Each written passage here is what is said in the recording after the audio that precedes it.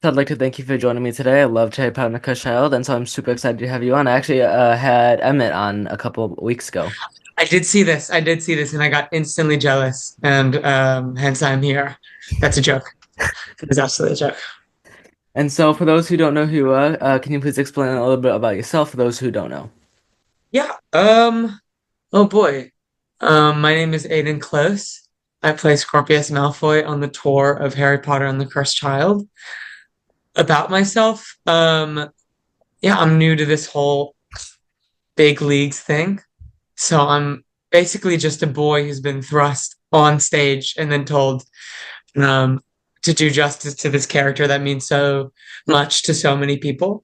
And I hope that I am doing said justice. That's Yeah. awesome. So, what was the audition process like for Harry Potter and the Cush Child? I had a very unique experience. So I got two texts from two friends who were not in contact with each other, two texts separately from people being like, hello, check actors access because they're looking for a 5'7" man who looks like a kid. And I was like, that's me. And they're like, yeah, we know. You should check this out. And I had seen the show in London when I was studying there. And it's two parts. And I always was like, I'm an Albus. Like I sort of like moody, moody, introspective, fumbling characters are kind of like always ones that I've like been perceived as, and I've perceived myself as well. And so I auditioned for Albus initially, and then had about seven callbacks as Albus, Wow. which spoiler alert is not the character I eventually ended up playing. Um, so I did all of the things. I like did movement and scene work, and eventually did scene work with John Tiffany. All the while, like this was during a time when I was very, uh, I was very unsure about my future. Moving to a city is a very noisy thing, and the noise was getting to me, and I'm very prone to self doubt. Very prone to self doubt, and so that was eating away at me. And so these like once a week or like once every 2 or 3 weeks, getting to go in and like be this character and like actually engage with something that was sloppy but true. And I was doing my best, and it wasn't probably good by any means, but it was true. Um, and so I did seven callbacks like that over the course of like 3 months. Oh, And then I was told I this was my final audition.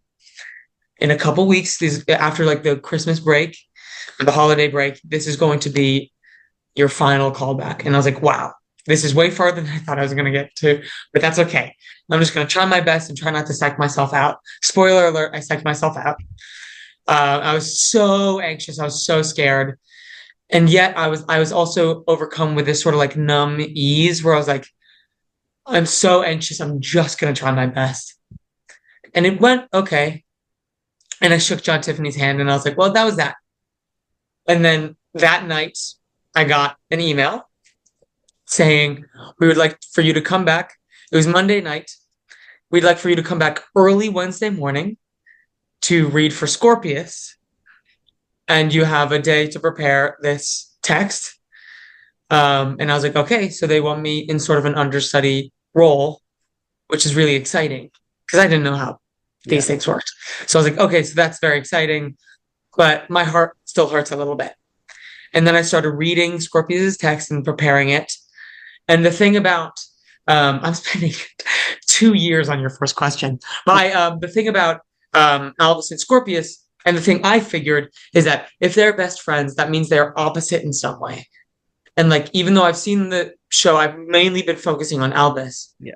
And so if I flip Albus and then just have fun, something will happen. Yeah. Um, and so the thing about Scorpius is that he is such an impulse butterfly. things just come, or at least how I understand it. Things just come and things go. And it's like there's a knowledge to back it up, but there's an excitement and there's a sensitivity and there is an explosion of color that comes out whenever he opens his mouth. And like I barely knew the script.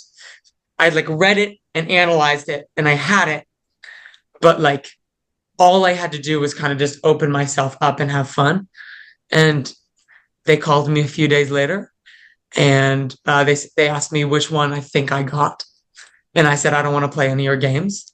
And they told me that I had Scorpius. And my I grieved Albus for about 2 seconds before my um logical brain went, oh, wait. This is gonna be the best decision anyone could have made. And not like I was in a position to haggle. Yeah. But I was like, this is going to be amazing. And then as soon as I started reading the character, as soon as I started like really diving into the script, I was like, oh, okay. And I got so excited, and that excitement has sustained me. And now to think that I could have ever been cast as Albus is truly absurd. It's absurd to me. It's absurd to me. And Scorpius has been maybe the greatest gift of my adult life. And every night I try to do right by him. I inevitably fail, but I do try to expose something true, like I was trying to do in rehearsals. So yeah, that's my audition experience. Okay, that's my audition experience. Next question. And so, is there a? Oh, now I have to look at my. No, I had all planned out. Yeah, now I've blown past all of them. So, is there a special effect in the show that is your favorite show, that is your favorite to perform? Perform. That is a great question. I'll say the magic of theater and the magic of truth. But while I stall trying to come up with my actual answer. It's okay Um, because when I asked Aiden this question, he said, "I'll think about it. I'll come back to it later," and we never came back to it. we never came So, back to it. Well, here's my answer, okay? There's a moment in the show where we use a device and then the stage goes boom, boom, boom, boom, boom. that got And my that's all brain I'll say. so much when I saw it in New York. That like threw Because me off. Yeah, because everyone doesn't, no one knows it's about to happen. And without fail, every night there's a, um, one night it happened and we're sitting in the dark. And it's this beautiful moment where the audience just sits in the dark together and everyone's like, okay, so this is the caliber we're going for.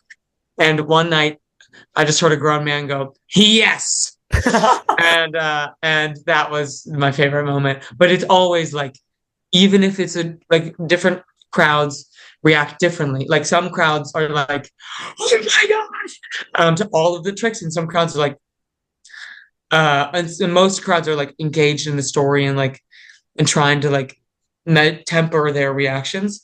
But that one always slips past. Everyone always goes, because and then we do it over and over again Yeah. because it's so good and everyone wants more, and Oh so yeah, we for do. sure. I think my favorite trick is the telephone booth. But if for people who know the show, Oh yeah, yeah, I'm not gonna say anything, but that's absolutely one of my favorite tricks in the whole oh show. yeah, oh yeah. I remember during rehearsal, everyone was like yeah.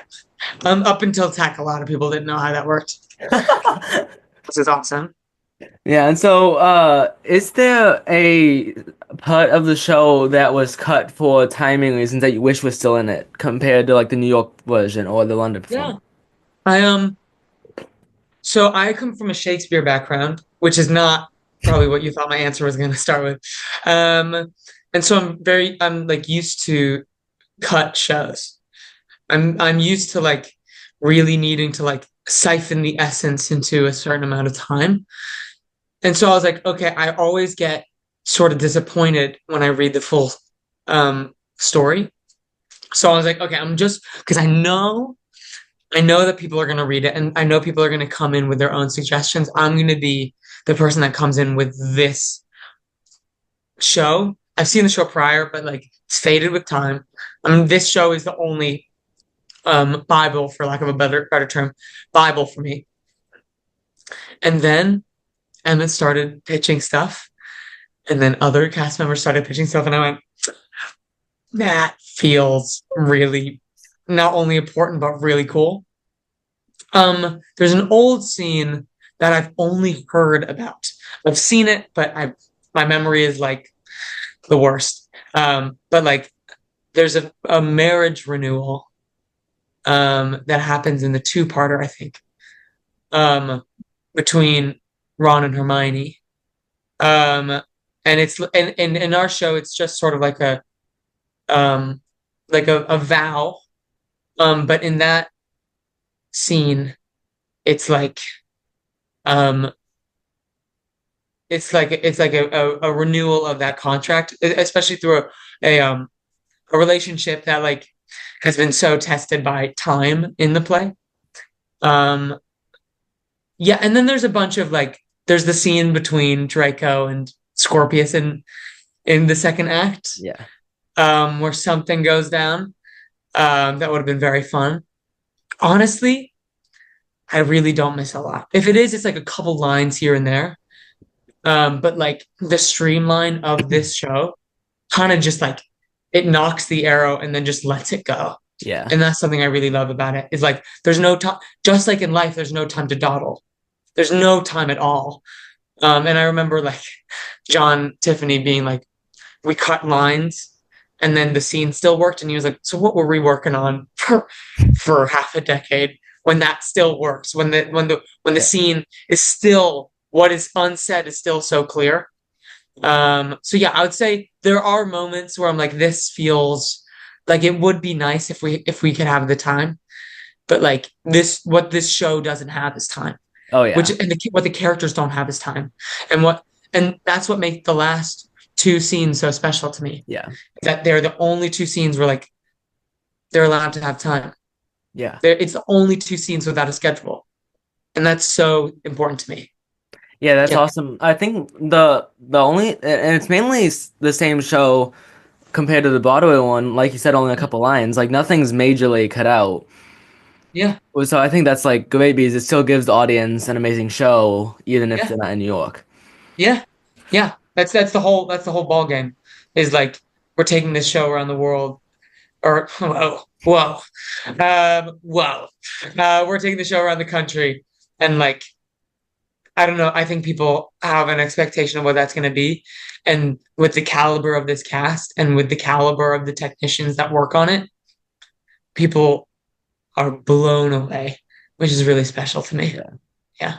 That's awesome. And so speaking of this isn't really about cut scenes, but is there a scene in the show that you wish you were in? What a good question.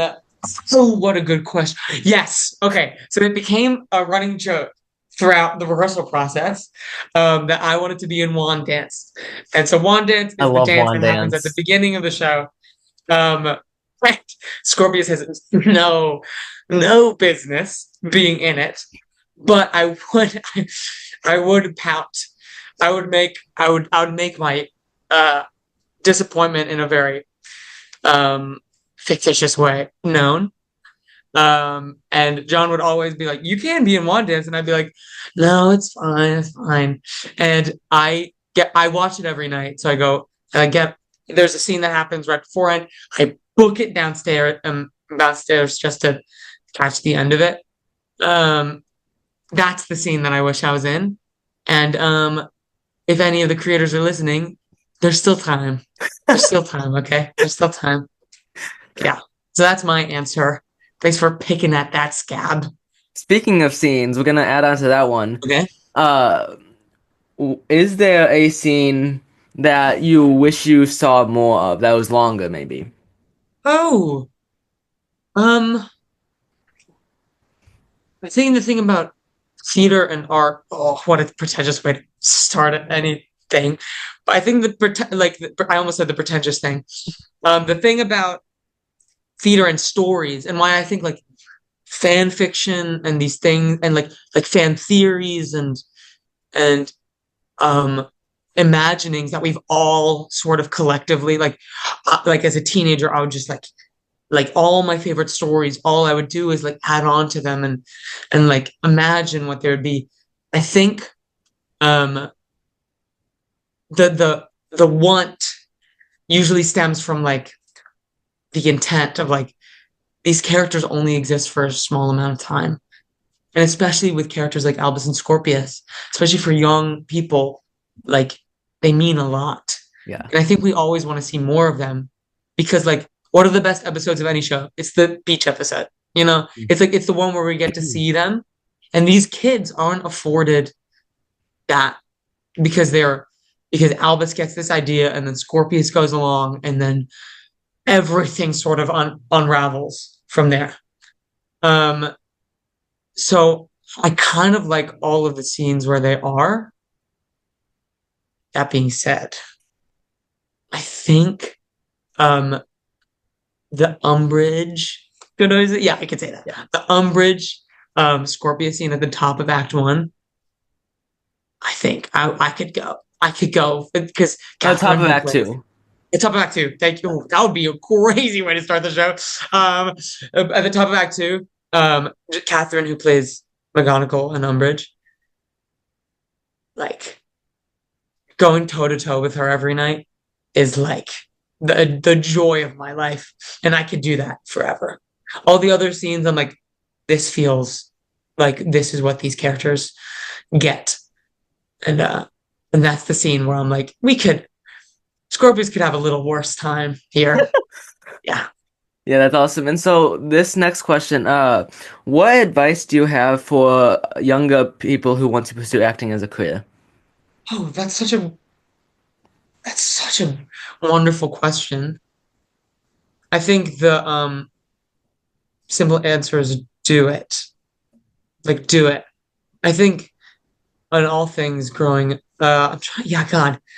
Whenever I do, I'm learning this because I've never really had to do interviews before. I have two modes of interviewing. One, I get really anxious and I start not thinking of sentences. And sentences start avoiding me. Um, and I can't think of anything. The second is to talk as slowly and as artistically as possible and hope that sentences come to me. So I'm in that second one, so just forgive me.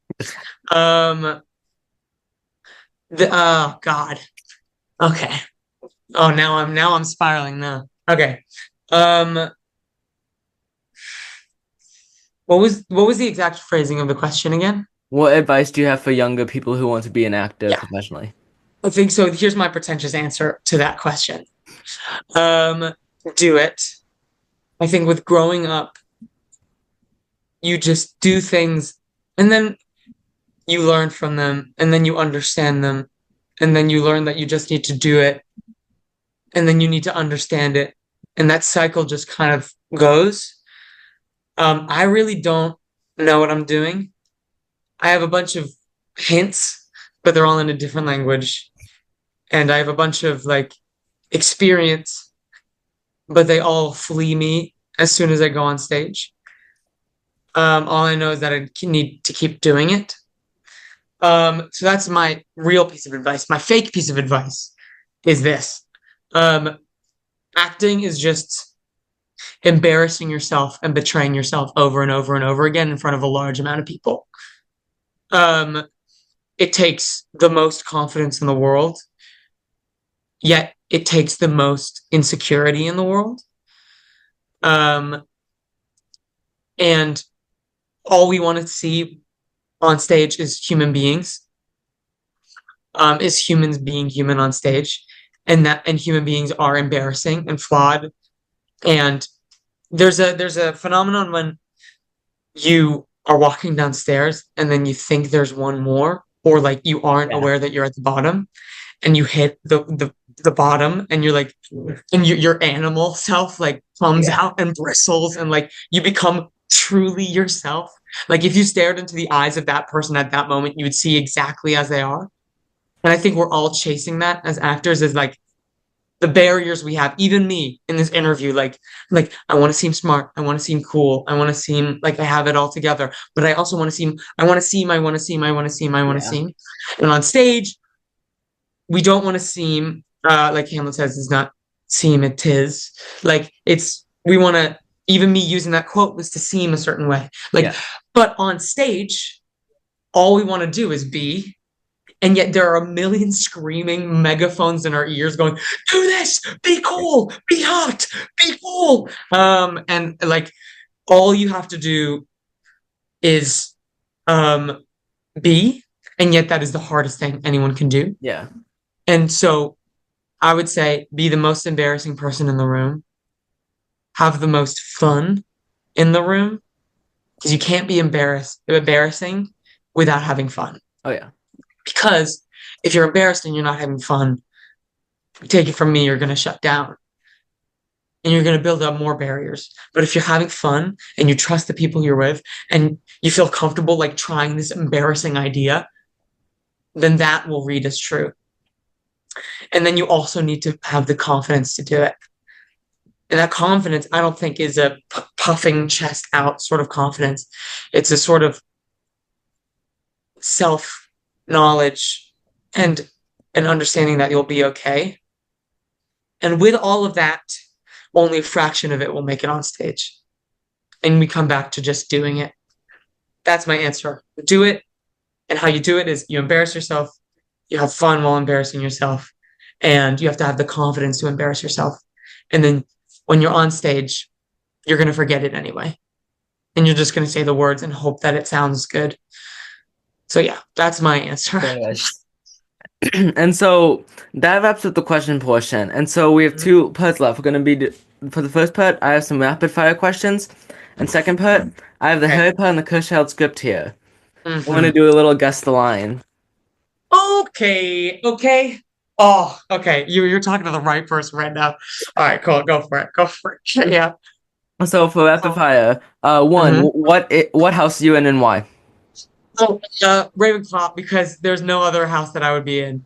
I overthink everything, and I, Yeah. yeah, there it is. Two, what is your favorite wizardry treat?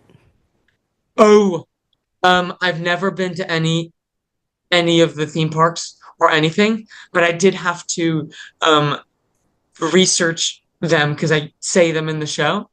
And I think mine would be fizzing Whizbees because they make you float, and Yeah. that sounds awesome. Yes, and so what, number three, what would your Patronus be? Um, I forgot we were doing rapid fire questions. And my Patronus, I think for a long time, I was like, I wanted to reconnect to these are rapid fire. Okay. I really wanted to connect to my childhood self, and my childhood self thought snowy leopards were so cool. So I think that's one avenue. But also, back home, I live next to a graveyard. And there were foxes living in the graveyard. And I think that's so magical. Yeah. And I might say foxes. So depending on the day, it'll Okay. either be a snowy leopard or it'll be a little fox. That's great. And so, what is your favorite musical? Oh my God. Okay, I would say Great Comet is my favorite musical. I would also say Jesus Christ Superstar is such a good Oh one. yeah. And then I love 36 Questions, which is a podcast musical with Jonathan Groff and Jesse Shelton. Oh. And I think that is really good. Yeah. So those are my three answers. What is your favorite Harry Potter book? Oh, oh, oh, um, oh, oh, oh, okay. I would say, ooh, okay. I would say that six is my favorite story. I love six. It's so dramatic. It's so extra. And I really love that. I think I'll say six. Six. And then I'll say the back half of seven. Yes. Those are my favorite books. That's good. And so that wraps up the rapid fire. I have the script here. I'm about to do a guess the line. Oh gosh. Okay. Now, Yeah, if it's go for it. if you don't know it because it's not in your play, this is the two part, so I don't know what's what. Well, I'm gonna guess anyway. Well, I'm certainly gonna guess anyway. So we're gonna start off Mm-hmm. with Rose says, "I've just had breakfast, thanks." Rose. This is on the Hogwarts Express, scene 3. Okay. And you said Rose says, I just had breakfast, thanks. and I'm guessing who is saying it? No, these are all your lines. You're just saying what you say. Oh, this is not okay. Okay, since this is not in my version, I'm gonna make up. I'm gonna make up, and this is not canon. I'm going to guess what I say. Okay, I've just had breakfast, thank you. And I will say, um, I'll it's probably something along the lines of like, what's wrong with bread? I would imagine that's where it is. I would say, what's wrong with bread? Actually, the one is I've got some Choco Pops, Pepper Imps, and some Jelly Slugs. That's interesting. So that's where that line came in. Okay. All right. I should have known at scene three. There it is. This is also scene three. Rose says it's probably rubbish. I mean, look, you've got a nose. And it's just like my father's. And then there's a cut portion where I say I have his nose, his hair, and his name, Yep. which is no longer in our version. See? Okay, wow, all right. Now I'm starting to get my ego is starting to inflate after getting that one right. So this one, I don't know if it is in your version. Elvis Okay, says, great. no, just think. Oh, and then Harry as Scorpius says, I can't. All I'm good at is thinking, but when I need to think, I can't. Yes. Okay, come on. Come on. Oh, absolutely. Delphi says, very, as I understand it. Oh, good. Thank you. Good to know. Yes. Okay, okay. Oh, This is getting you ready for tonight's show. exactly. Yeah, yeah. I forget all my lines before every show. It's my process.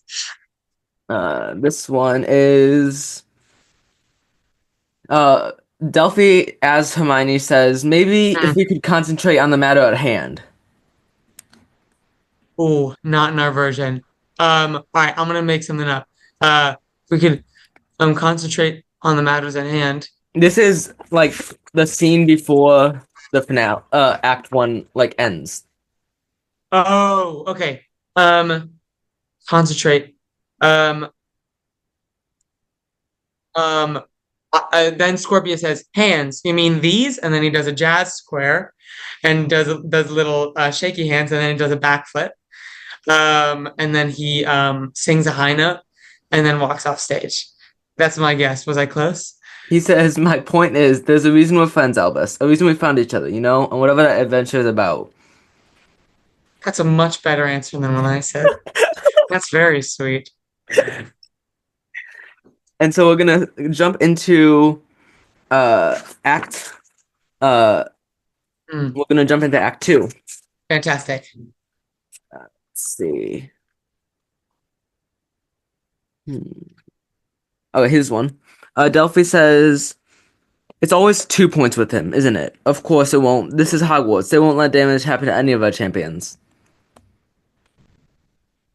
And then I do another backflip, and then I sing another high note. Scorpius says, okay, second point, more significant point. We're going back without any knowledge or whether we can travel back afterwards. Yeah, no longer in our version. No longer in our version. They need to sell the script for the new As version. it for each version. Yeah, yeah, yeah, So yeah. then when I Yeah, interview people, I can do it right. yeah, yeah. Okay, so now what we're gonna do is on the phone. We're gonna you're gonna guess other people's lines. Okay. All right. Okay. All right. Really putting Okay. it to the test. Okay. Scorpius says, people they loved. Oh, yes. So this is in the Myrtle scene. I say people they loved. And then Albus explains what we're about to do. Um, uh, which turned out to be people they loved. Um, all I can see is Emmett's physicality in this moment, and his words are like mouthing something, and I'm unable to see it. Um, Cedric used a bubblehead charm no, to cruise through the lake. All we have to do is follow him in there, and follow him in there. Oh man, I got it, but now yeah, my you did. pride is taking Yeah. over. It's and use And use the bubblehead charm to turn him into something rather larger. yeah. Out of the competition. Exactly exactly like that. Yeah, exactly. And it kills every time. Kills every time. This one is a little later in that scene. You say, of course, you're a genius, moaning Myrtle. Yes. And then you should show that. Of course, you're genius. What did you call me? Do I moan, at least in our version? Um Do I moan now? Oh, no, do I moan? Am I moaning now? That's Am I exactly it. Yeah. great? And that Mackenzie, yeah, yeah, she's good at that line. Yes, the audience is in tears every night. Alba says, "We won't stop him. Whatever you force us to do, we know he needs to win this tournament with my dad." Ooh, This is Delphi's line.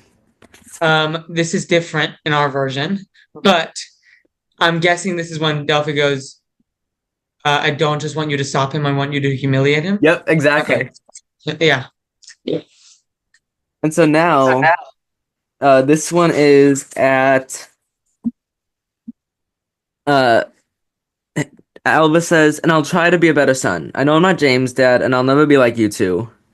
James, James is nothing like me. Yes. Yes. Okay. All right. Okay. I only didn't know three, Yeah. so I'm calling that a win. I'm calling that a W. Yeah. And so, that wraps the interview. And for the people at home, you have until February 1st to see and to see Aiden Close. Happens all the time. Do not even worry. It happens to our own people that we work with, and and and it's okay because I take it as the highest compliment. Well, you have Yes. until February 1st to see Aiden Close and Emmett Smith Hey. and Kate Nice. Button and Chris Child at the James M. Nederlander Theater in Chicago.